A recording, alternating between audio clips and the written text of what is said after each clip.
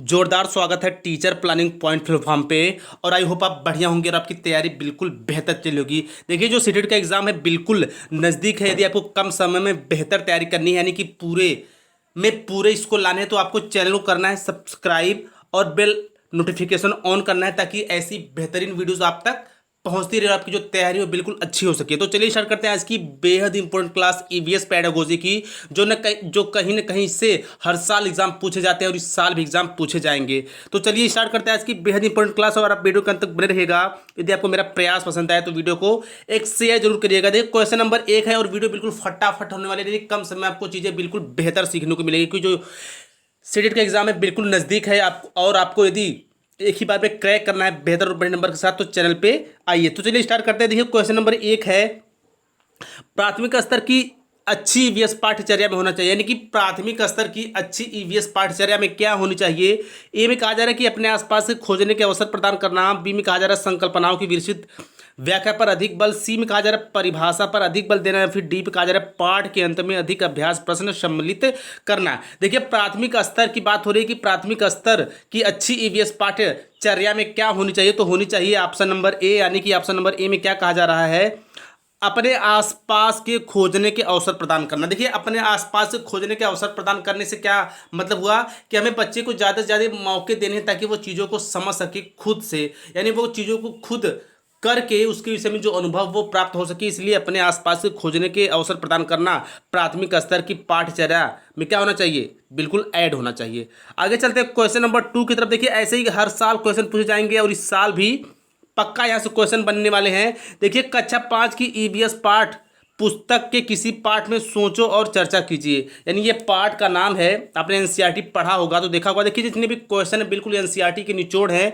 भाग में नीचे दिया गया कथन लिखा है, यानी कि सोचो और चर्चा कीजिए एक पाठ है क्लास 5 की ईवीएस पुस्तक में। तो देखिए, चर्चा क्या है, लिखा क्या गया है कि यदि आपके गांव अथवा शहर में एक सप्ताह तक और डीजल ना हो तो क्या होगा, यानी कि एक सप्ताह तक पेट्रोल और डीजल बंद कर दिया जाए तो इससे क्या प्रभाव पड़ेगा, ये आपको बताना है। तो देखिए, ऑप्शन नंबर ए में कहा जा रहा है कि छात्रों का पेट्रोल और डीजल के स्रोतों के बारे में मूल्यांकन, यानी कि इस परिस्थिति का बच्चों के सामने रखना उनके मस्तिष्क पर क्या प्रभाव डालेगा, यानी कि उनके अंदर वो कौन से विचार आएंगी, वो आपको बताना है। बी में कहा जा रहा है कि वास्तविक जीवन की चिंताओं को समझने हेतु कल्पना और सोचने विचारने की कुशलता को बढ़ावा देना। सी में कहा जा रहा है पेट्रोल और डीजल की कमी के बारे में जागृति उत्पन्न करना। या फिर डी में कहा जा रहा है कि छात्रों को तेल के न्याय संगत उपयोग के बारे में संवेदनशील बनाना। तो देखिए, क्वेश्चन नंबर 2 का जो सबसे सही ऑप्शन है वो है ऑप्शन नंबर बी, यानी कि वास्तविक जीवन की चिंताओं को समझने हेतु कल्पना और सोचने विचारने की कुशलता को बढ़ावा देना। क्या होगा, सोचो और चर्चा करे जो पार्ट है उसमें जो आपको पेट्रोल एक हफ्ते तक या डीजल एक हफ्ते तक बंद कर दिया जाए, ऐसी सिचुएशन बच्चे के सामने रखने से उन बच्चे के अंदर क्या होगा कि बच्चे जो वास्तविक जीवन की चिंता है, यानी कि जो दैनिक जीवन की समस्याएं हैं, बच्चे उनके बारे में अच्छे ढंग से चिंतन और मनन कर पाएंगे और उनके अंदर जो थिंकिंग की एबिलिटी है, स्किल है, वो बिल्कुल अच्छे से डेवलप होगी। आगे चलते हैं क्वेश्चन नंबर 3 की तरफ। देखिए, ईवीएस कक्षा में सामाजिक, यानी कि ईवीएस कक्षा में सामाजिक असमानताओं पर अधिक बल देने के लिए निम्नलिखित में से कौन सा अधिक प्रभावी अनुभव होगा। देखिए, सामाजिक असमानताओं पर अधिक बल देने के लिए बात हो रही है, यानी कि वह इन चारों ऑप्शन में से वो कौन सा ऑप्शन है जो सामाजिक असमानताओं पर अधिक बल देता है। तो देखिए, ऑप्शन नंबर ए में कहा जा रहा है कि संबंधित मामलों पर विशिष्ट भाषण आयोजित करना। बी में कहा जा रहा है कि संबंधित मामलों पर प्रश्नोत्तर प्रतियोगिता का संचालन करना। सी में कहा जा रहा है कि विद्यार्थियों से समूह परियोजनाओं का भार अपने ऊपर लेने के लिए कहना। असंबंधित मामलों पर वीडियो फिल्म दिखाना। तो देखिए, असमानताओं के बारे में यदि बच्चों को बिल्कुल अच्छे ढंग से और उनको प्रभावी अनुभव बनाना होगा तो उसके लिए क्या करना होगा, तो ऑप्शन नंबर सी बिल्कुल सही, यानी कि विद्यार्थियों से समूह परियोजनाओं का भार अपने ऊपर लेने के लिए कहना होगा। यानी कि आपको क्लासरूम में कुछ ऐसे वर्क करवाने पड़ेंगे, कुछ ऐसे एक्टिविटी करनी पड़ेगी जिसमें आप बच्चे के ऊपर सारा जो दामोदार है वो दीजिए और बच्चा उसका संचालन करे और जो कुशलता संबंधी चीज़ों को अच्छे से अनुभव कर उन्हें सीख सके, समझ सके। आगे चलते हैं क्वेश्चन नंबर 4 की तरफ। देखिए, प्राथमिक स्तर पर शिक्षण की खेल विधि आधारित है, यानी कि शिक्षण की खेल विधि की बात हो रही है। ए में कहा जा रहा है विकास के मनोवैज्ञानिक सिद्धांत। बी में कहा जा रहा है शिक्षण के समाज शास्त्रीय सिद्धांत। सी में कहा जा रहा है शारीरिक शिक्षा कार्यक्रम के सिद्धांत। या फिर डी में कहा जा रहा है शिक्षण विधि के सिद्धांत। तो बात हो रही है क्वेश्चन नंबर 4 की शिक्षण खेल विधि की बात हो रही है। तो क्वेश्चन नंबर 4 का जो सबसे सही ऑप्शन है वो है ऑप्शन नंबर ए, यानी कि विकास के मनोवैज्ञानिक सिद्धांत पर प्राथमिक स्तर की खेल विधि क्या है, आधारित है। आगे चलते हैं क्वेश्चन नंबर 5 की तरफ। देखिए, निम्नलिखित में से कौन सा प्राथमिक स्तर पर पर्यावरण अध्ययन की पाठचर्या की आवश्यकताओं के अनुरूप नहीं है। देखिए, नहीं है, नहीं वाले क्वेश्चन बिल्कुल सीटेड एग्जाम के प्रत्येक सेक्शन में पूछे जाएंगे, चाहे वो हिंदी हो, ईवीएस हो, मैथ हो, संस्कृत आप ले लो, उसके बाद ये सीडीपी आप ले लो। देखिए, नहीं वाले क्वेश्चन बिल्कुल ट्रेंडी है, सीटेट के फेवरेट हैं। सो जो जितने भी नहीं वाले क्वेश्चंस हैं बिल्कुल मैं क्लियरली बताता हूं ताकि चीज़ें आपके माइंड में बिल्कुल सेट हो जाए। तो नहीं है तो इस बात का आप ध्यान रखिएगा। देखिए, क्वेश्चन नहीं है तो जाहिर सी बात है ऑप्शन भी हम निगेटिव वाला चूज करेंगे। तो देखिए, ऑप्शन नंबर ए में क्या कहा जा रहा है कि उसे काम की दुनिया में प्रवेश के लिए शिक्षार्थियों को ज्ञान कौशल से लैस करना चाहिए। बी में कहा जा रहा है उसे शिक्षार्थियों में पर्यावरण के सरोकार को उत्पन्न करना चाहिए। सी में कहा जा रहा है कि उसे शिक्षार्थियों को उन पद्धतियों और प्रक्रियाओं को अर्जित करने में शामिल करना चाहिए जो नए ज्ञान को उत्पन्न करने में आगे ले जाएंगे। या फिर डी में कहा जा रहा है कि उन शिक्षार्थियों के मानसिक स्तर के अनुकूल होना चाहिए।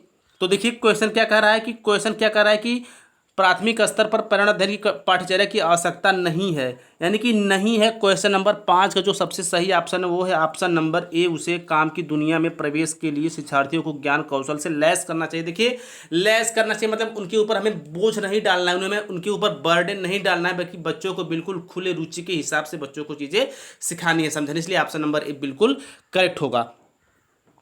आगे चलते हैं क्वेश्चन नंबर 6 की तरफ। देखिए, एनसीईआरटी की पाठ्य पुस्तक में पर्यावरण अध्ययन को उच्च प्राथमिकता और स्थान दिया गया है। क्यों दिया गया है? देखिए, जैसे कहीं ऑप्शन आपको उद्देश्य या फिर उच्च प्राथमिक स्तर की बात है तो उनको आपको जो 4 ऑप्शन देते हैं दिया रहता है, उनमें से one of the best option choose करना होता है। तो इस बात को आप बिल्कुल ख्याल में रखिएगा। ए में कहा जा रहा है कि विषय की आधारभूत संकल्पनाओं की व्याख्या करने के लिए।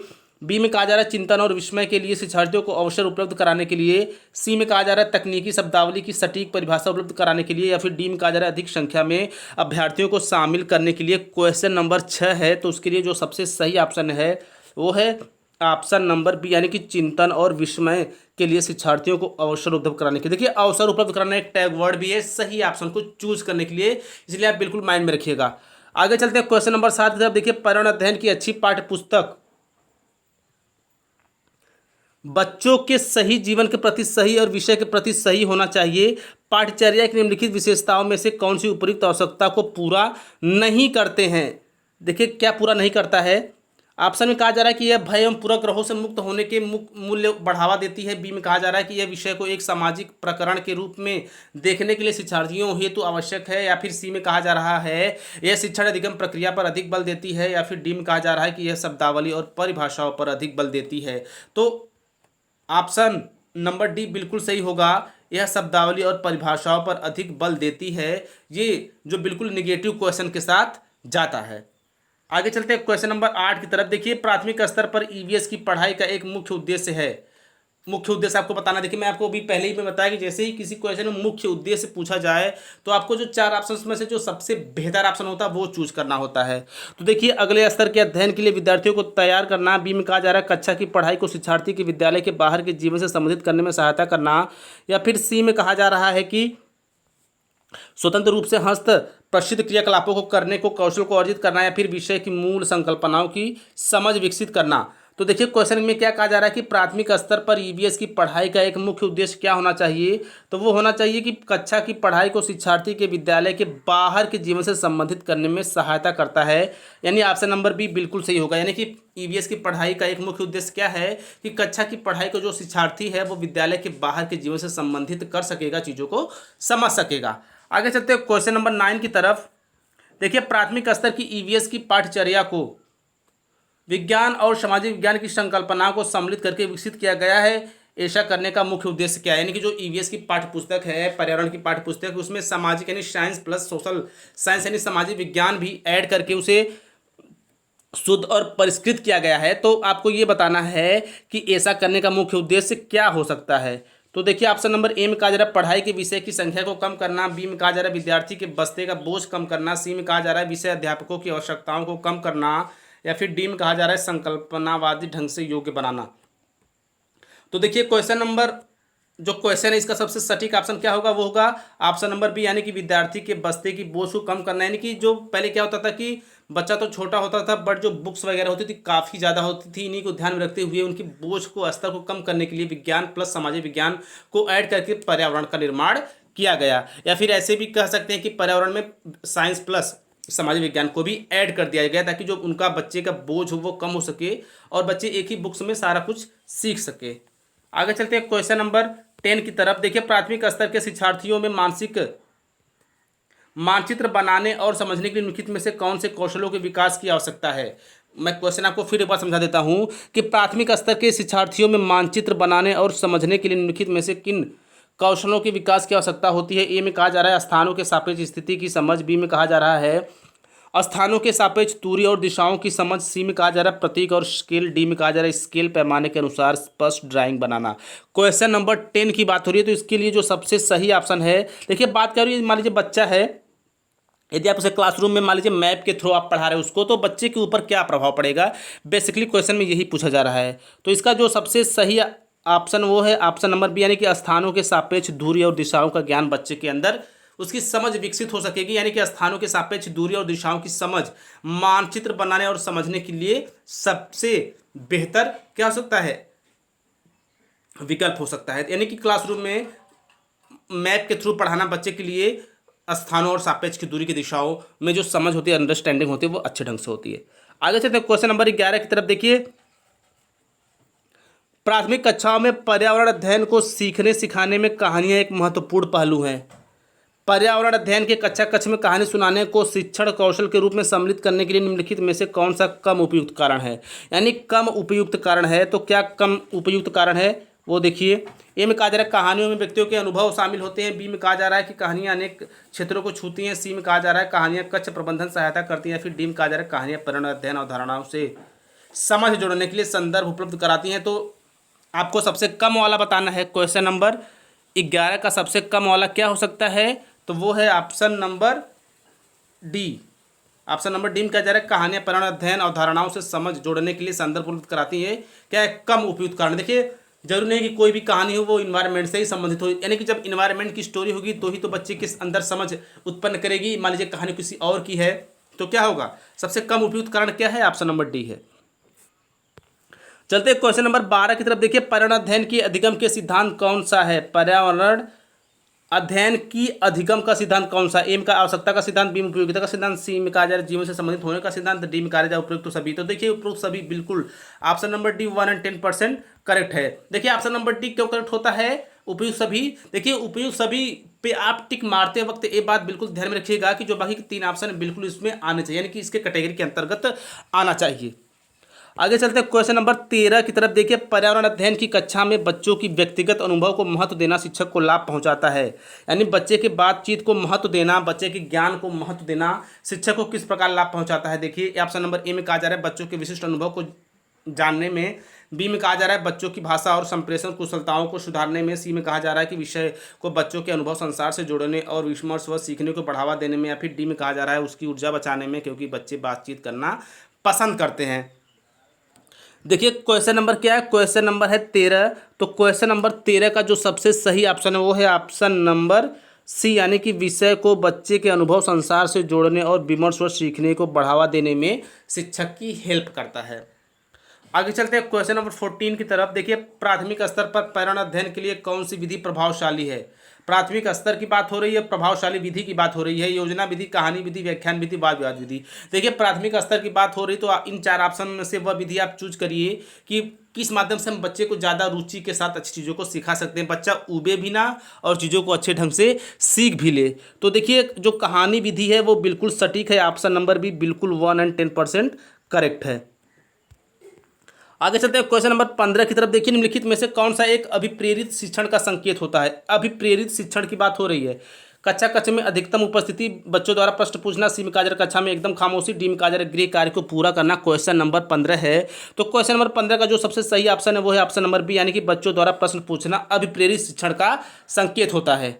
आगे चलते हैं क्वेश्चन नंबर 16 की तरफ। देखिए, सीखने की प्रक्रिया में अभिप्रेरणा अभिप्रेरणा क्या है? ए में कहा जा रहा है बच्चों में सीखने के प्रति रुचि का विकास करती है। बी में कहा जा रहा है बच्चों की स्मरण शक्ति मजबूत करती हैं। सी में कहा जा रहा है बच्चों को एक दिशा में सोचने की योग्यता को विकसित करती हैं। फिर डी में कहा जा रहा है पिछले सीखे हुए नए ज्ञान से अलग करती हैं। क्वेश्चन नंबर 16 है, तो इसका जो सबसे सही ऑप्शन है वो है ऑप्शन नंबर ए, यानी कि बच्चों में सीखने के प्रति रुचि का विकास करता है क्या? अभिप्रेरणा। देखिए अभिप्रेरणा के अंतर्गत क्या होता है कि बच्चों को मोटिवेट किया जाता है, बच्चे की रुचि के हिसाब से उन्हें चीज़ें सिखाई जाती हैं ताकि बच्चे इंटरेस्ट के साथ चीज़ों को अच्छे ढंग से सीख पाएँ और उनका सदुपयोग कर पाएँ। आगे चलते हैं क्वेश्चन नंबर 17 की तरफ। देखिए बच्चों के लिए सीखने का अवसर प्रदान करने के लिए आप इनमें से क्या नहीं करेंगे? नहीं करने वाली बात हो रही है मेरे भाई। बच्चों को समस्या सुलझाने के लिए प्रेरित करेंगे। बी में कहा जा रहा है कि उनकी अवधारणा संरचना को स्पष्ट करने में मदद करेंगे। सी में कहा जा रहा है उन्हें सुझाव संकेत देंगे। डी में कहा जा रहा है कि उन्हें सही उत्तर अच्छी तरह से समझा देंगे। ठीक है, क्वेश्चन नंबर 17 की बात हो रही है, तो क्वेश्चन नंबर 17 का जो सबसे सही ऑप्शन है वो है ऑप्शन नंबर डी, यानी उन्हें सही उत्तर अच्छी तरह से समझा देंगे। यानी कि बच्चों के लिए सीखने का अवसर प्रदान करने के लिए उन्हें अच्छी सही तरीके से उत्तर समझा देंगे। क्या करेंगे? हम इनमें से उपयुक्त नहीं है या ऐसा हम नहीं करेंगे। क्वेश्चन नंबर 18 की तरफ चलते हैं। देखिए पर्यावरण अध्ययन की कक्षा में विद्यार्थियों में खोज से संबंधित क्षमता का विकास करने हेतु एक शिक्षक निम्नलिखित में किसका चुनाव करेगा? यानी कि बच्चों के अंदर खोज संबंधित चीज़ों को जागृत करना है तो उसके लिए एक शिक्षक क्या करेगा? तो देखिए ए में कहा जा रहा है कि पाठ्यवस्तु को निर्धारित समय पूरा करेगा। बी में कहा जा रहा है कि ऐसी पाठ्यवस्तु जिसे अधिकांश विद्यार्थी पसंद करे। सी में कहा जा रहा है कि ऐसी पाठ्यवस्तु जो विद्यार्थियों के लिए महत्वपूर्ण हो। या फिर डी में कहा जा रहा है ऐसी पाठ्यवस्तु जो विद्यार्थी के दैनिक जीवन से समस्या से जुड़ी हो। तो देखिए क्वेश्चन में क्या कहा जा रहा है? क्वेश्चन में कहा जा रहा है कि पर्यावरण अध्ययन की कक्षा में, ठीक है, पर्यावरण अध्ययन की कक्षा में विद्यार्थियों में खोज से संबंधित क्षमता का विकास करना है तो उसके लिए एक शिक्षक किसका चुनाव करेगा? क्वेश्चन नंबर 18 है, तो उसके लिए जो शिक्षक है वो किसका चुनाव करेगा? तो ऑप्शन नंबर डी का चुनाव करेगा। यानी कि ऐसी पाठ्य वस्तु जो विद्यार्थी के दैनिक जीवन के समस्या से जुड़ी हो चीज़ों का चुनाव करके बच्चों को सिखाएगा। 19 क्वेश्चन में कहा जा रहा है पर्यावरण पाठ्यचर्या में शामिल होना चाहिए। यानी कि पर्यावरण पाठ्यचर्या में क्या शामिल होना चाहिए? बच्चों के अनुभव, स्कूल का वातावरण, उपयुक्त पाठ्यक्रम या उपरोक्त सभी। क्वेश्चन नंबर 19 है, तो क्वेश्चन नंबर 19 का जो सबसे सही ऑप्शन है वो है ऑप्शन नंबर डी, यानी उपरोक्त सभी। यानी कि बच्चों के अनुभव भी शामिल होने चाहिए, स्कूल का वातावरण, उपयुक्त पाठ्यक्रम भी साथ ही साथ उपरोक्त सभी, यानी ऑप्शन नंबर डी बिल्कुल 110% करेक्ट है। आगे चलते हैं क्वेश्चन नंबर लास्ट की तरफ। देखिए पर्यावरण की कक्षा में बच्चों के अनुभव को महत्व देना चाहिए, क्योंकि महत्व क्यों देना चाहिए? ए में कहा जा रहा है बच्चों को अपनी बात बताने में आनंद आता है, बिल्कुल नहीं। बी में कहा जा रहा है कि इससे बच्चों को महत्वपूर्ण कौशल का ज्ञान होता है। क्वेश्चन नंबर 20 की बात हो रही है, तो बिल्कुल नहीं। सी में कहा जा रहा है कि अभ्यक्ति के कौशल का विकास होता है, बिल्कुल नहीं। डी में कहा जा रहा है कि विषय को बच्चे के अनुभव से जुड़ने पर सीखने की प्रक्रिया को बढ़ावा मिलता है, बिल्कुल 110% करेक्ट आंसर है ऑप्शन नंबर डी। तो देखिए क्वेश्चन के अकॉर्डिंग ऑप्शन नंबर डी बिल्कुल सही, यानी कि विषय को बच्चे के अनुभव से जुड़ने पर सीखने की प्रक्रिया को बढ़ावा मिलता है। यानी कोई ऐसी परिस्थिति जो बच्चे के दैनिक जीवन से जुड़ी हो तो बच्चा उसमें बेहतर चीज़ों को सीख पाता है। तो आई होप ये वीडियो आपके लिए जरूर हेल्पफुल होगी और ऐसे ही बेहतरीन वीडियोज़ के लिए हमारे चैनल टीचर प्लानिंग पॉइंट को सब्सक्राइब करके बेल नोटिफिकेशन ऑन कर लें और साथ साथ वीडियो करना है लाइक और कम से कम एक शेयर करना है। मिलते हैं नेक्स्ट पार्ट में और नेक्स्ट एग्जाम की ढेर सारी शुभकामनाएं, क्योंकि आप भविष्य में भव्य शिक्षक बनने वाले हैं। सो मिलते हैं नेक्स्ट पार्ट में। इसी तरह स्वस्थ व्यस्त मस्त रहिए। जय हिंद, जय भारत।